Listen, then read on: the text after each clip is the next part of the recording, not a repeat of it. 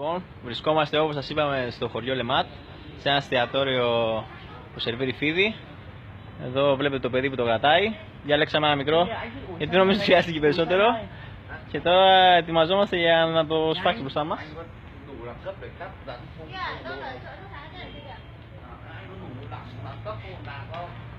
Anh cắt là các bạn đâu mà nó sẵn cầm đây order của ba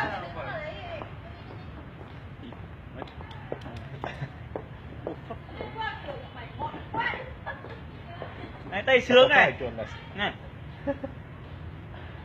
này anh hỏi sao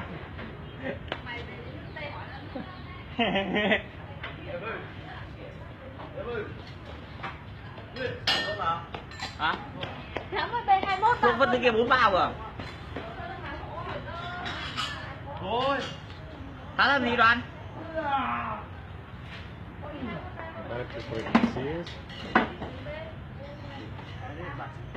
Không phải tại bàn, anh điên à?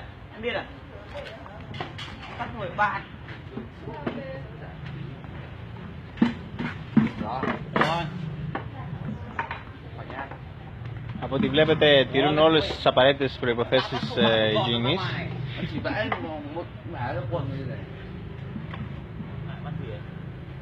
Đây, đi ra đây, đi ra đây, đúng vị trí đấy, nhìn, đấy.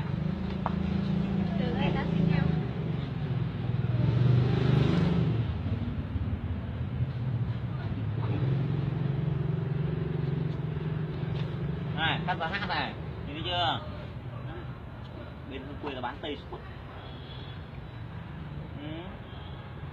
Tôi có tập trung rồi nè. Mày thì tập kinh không? Ăn rồi 6 không có thể chịu, tự ta.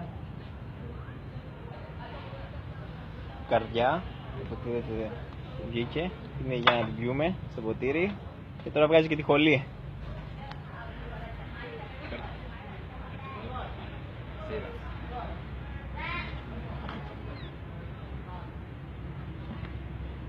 Να η καρδιά που σας έλεγα, μικρή είναι ευτυχώς και πάλεται ακόμα, αν τη δείτε καλά, να βάλεις ένα ποτήρι και να τη δοκιμάσουμε.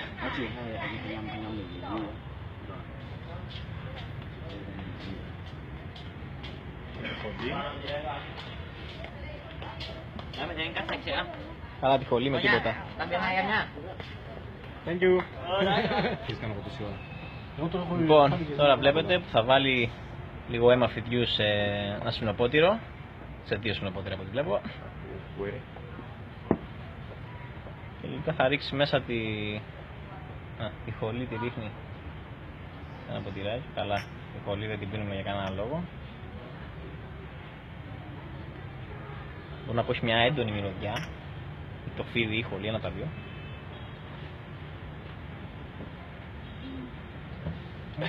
Here, inside here.